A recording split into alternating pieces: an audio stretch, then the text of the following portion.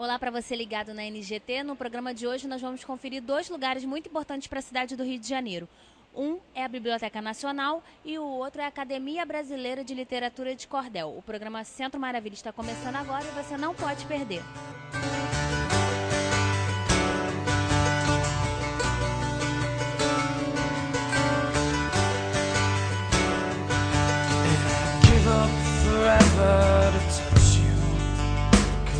Know that you feel me somehow. You're the closest to heaven that I'll ever be, and I don't wanna go home right now. And all I could taste is this moment, and all I can breathe is your light. And sooner or later it's over. I just don't wanna. Começou a entrar quando eu comecei, primeiramente, a ver os repentistas cantando no Nordeste ainda quando criança, e era frequente esse tipo de apresentação de repentistas, e demorei um pouco quando fiquei maiorzinho, cerca de 8 anos para frente, eu comecei a me familiarizar com o folheto de cordel. Meu pai comprava na cidade e levava para mim, e eu aprendi a ler rapidamente, porque é bom que a gente lembre, antes que esqueça, que a literatura de cordel ensinou o Nordeste a ler. Então, quando um menino com 8 anos sabia ler, o recurso não tinha sido outro, não. O recurso tinha sido o cordel mesmo, que aprendeu com a literatura de cordel. E para escrever, quando foi que o senhor começou a escrever? Bom, eu trouxe para o Rio de Janeiro a literatura de cordel no bolso da alma. Mas o que aconteceu? Quando eu cheguei no Rio de Janeiro com 14 anos, e com paralisia infantil e outras limitações físicas, eu fui bater numa casa de família. E aí, mesmo sabendo que poderia escrever, eu não ia escrever, colocar um papel, fazer uma estrofe e ir para o tanque, porque quando eu começasse a lavar a roupa, inevitavelmente salpicaria a água e o destino final da estrofe seria o lixo. Então eu compreendi que aquele não era o tempo para mim começar a minha produção de literatura de cordel. Tive que esperar bastante tempo, e por isso mesmo eu comecei a escrever numa idade que já era para ter uma produção muito grande. Eu perdi muito tempo com isso. E aí eu fui atraído uma ocasião para a Casa Rui Barbosa, onde era pesquisador lá um grande amigo meu, o Sebastião Nunes Batista, e conversamos longamente sobre essa coisa. Ele também do Nordeste, de uma família tradicional de grandes poetas e pesquisadores, e marcamos um encontro para o pavilhão de São Cristóvão, hoje a Feira de Tradições Nordestinas. E quando chegamos lá, Flavinho, o que aconteceu?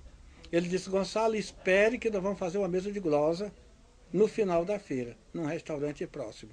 Aí quando chegou 6 horas, ele foi para o restaurante e convidou alguns poetas, tipo Apolônio Alves dos Santos, Manuel Léo Bines, Zé Duda do Zumbi, e fomos lá fazer a mesa de glosa, que constitui-se basicamente em chegar você, pedir um mote, e a gente desenvolveu um mote, que é o que se chama de glosa. Aí quando foi 8 horas da noite, o garçom olhando para o relógio, demonstrando que a gente estava sobrando ali, queria fechar o restaurante, o Sebastião Nunes Batista disse para mim: Gonçalo, só tem uma coisa, um poeta do seu porte não pode ficar sem produzir. E diante de um incentivo vindo de uma pessoa de tamanho gabarito, né, eu naturalmente que fiquei envaidecido, mas no bom sentido, e semana seguinte já produzi o meu primeiro romance, o meu primeiro texto em cordel. E qual o nome desse romance? Ele teve o título inicial de Punhos Rijos, né? Aí, como eu vi que não tinha apelo comercial esse nome, e era um romance, eu mudei para O Triunfo do Amor de Valéria e Violeta, que os leitores do Nordeste gostam muito dessa coisa, de romance de valentia, citando logo o nome do par romântico, da trama e tudo isso. Foi o primeiro folheto que eu escrevi do Rio de Janeiro. I just want you to know who I am.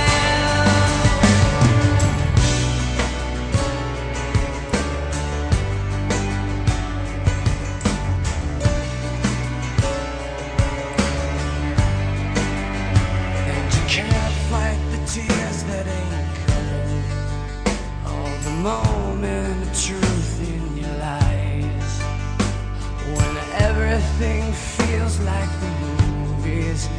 Yeah, you bleed just to know you're alive.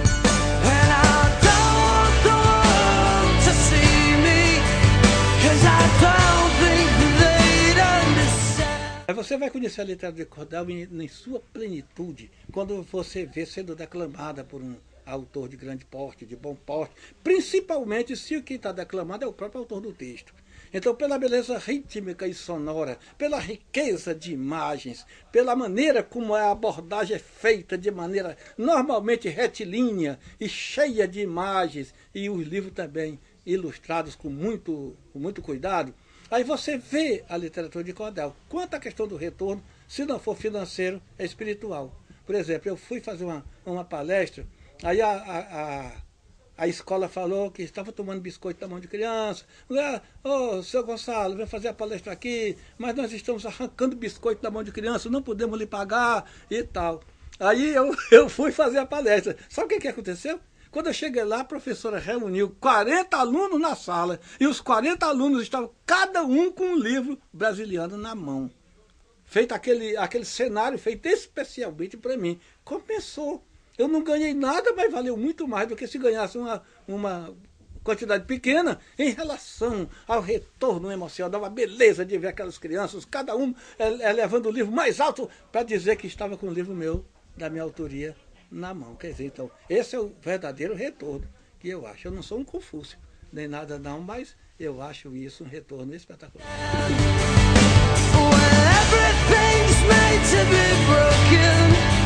I just want you to know who I am.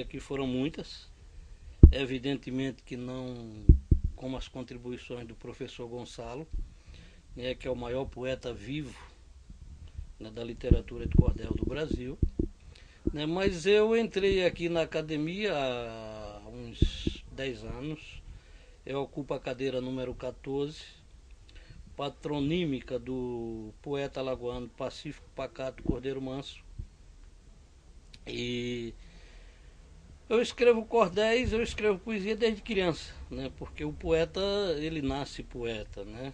Ele, com o tempo, ele burila o trabalho dele, né? Ele sedimenta o trabalho, mas o poeta nasce poeta. Não se, ninguém, né? Eu vou ser poeta, não, o poeta já nasce poeta.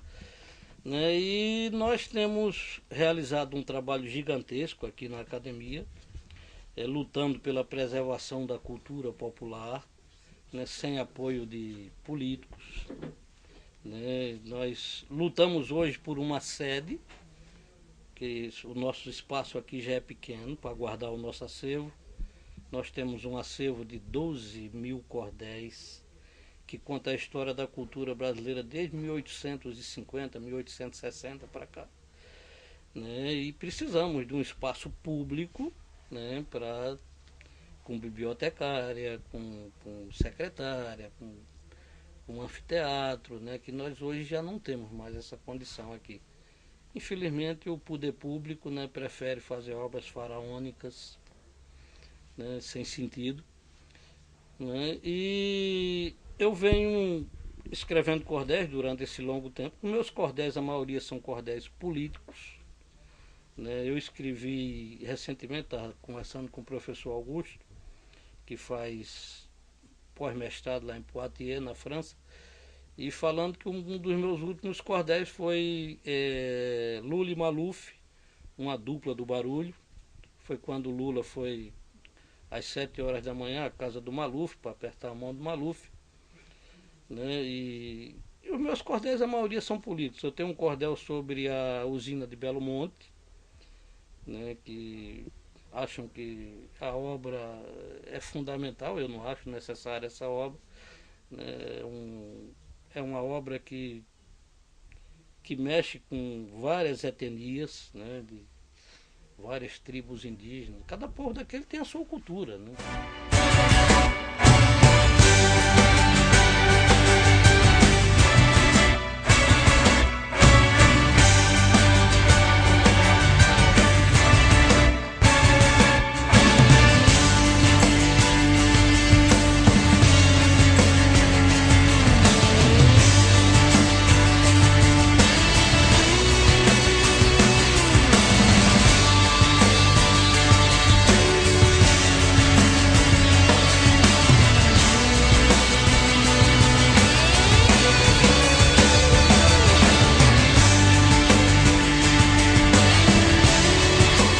vou declamar um poema que nem é meu, né? Porque eu gostaria de homenagear, através dessa declamação, eu gostaria de homenagear a poesia brasileira. Porque o autor desse poema, ele hoje está velho, vive em Campina Grande, é carregador de maca no hospital em Campina Grande. E às vezes, como ocorreu com Patativa do Assaré, quando o cara está morrendo, chegou o governador do Ceará lá na casa do Patativa. Patativa, eu vim lhe dar um carro. Eu quero um carro para quê? Né? Se nada me foi dado ao longo da minha vida, né? Então essa poesia é do poeta José Laurentino, que chama-se Conversa de Passageiro. Então eu quero homenagear através de Conversa de Passageiro todos os poetas brasileiros. Certo dia eu viajei com destino ao interior e no carro eu me sentei bem ao lado de um doutor e o homem conversava e as coisas me perguntava, pois apesar do estudo e da sua sabedoria, quase tudo ele sabia, mas não sabia de tudo. Por exemplo, me perguntou em um tom de ironia, quem foi que te ensinou a escrever poesia? Eu respondi, meu patrão, não tenho certeza não. Mas para esses versos meus, que têm um sabor silvestre, eu só tive um grande mestre a quem conheço por Deus. Cortava o carro o asfalto e a gente dialogando, toda a viagem é um salto quando se vai conversando, apreciava a paisagem que magiava a rodagem num quadro bem nordestino, jumentos, bodes comiam e casebres pareciam brincadeiras de menino. Casebres rústicos de palha, semeados pela serra, feitos sem viga nem calha, piso batido na terra, portas que nunca fechava, guris raquíticos brincavam pelo terreiro da frente. E vendo esse quadro, o doutor me perguntou, trovador, nessas casas mora gente? Mora um povo semi-morto, de quem a palavra conforto não tomou conhecimento. Em cada casinha desta, por mais humilde e modesta, tem 10 pessoas ou mais. Filhos ali são atrativos, os homens não usam preservativos, nem as mulheres anticoncepcionais. E não usam não é por não querer usar. Falta a orientação e o dinheiro para comprar. Mas precisam do amor, que é um dom do Criador, se amar para ser feliz, e por isso a todo instante vão produzindo imigrantes para ir para o sul do país. As poltronas desse rancho são alguns cepos de pau, os guarda-roupas são ganchos e as camas são jiraus. E a alimentação é um caldo de feijão, batata doce também, cuscuz de milho, xerém, macaxeira e fava pura. Guris barrigudos, fracos, da limitada boia, os seus lençóis são os sacos e as redes umas tipóias. Os seus brinquedos são ossos, caramujos e outros troços que eles acham pelo chão em grande variedade, mas um brinquedo de verdade eles nunca tiveram não. E os pais desses meninos, me perguntou o doutor, são vadios, são peregrinos? Eu respondi, não senhor. São homens até modestos, porém honrados e honestos, que trabalham todo dia. Eu posso dizer, aliás, que eles trabalham muito mais do que Vossa Senhoria. Uma coisa é diferente, é que eles têm embaraço. O senhor ganha com a mente, eles trabalham com o braço. O senhor no palacete, o senhor num gabinete que parece um palacete, vive sugando a nação, e eles, pobres coitados, são do trabalho alijados pela globalização.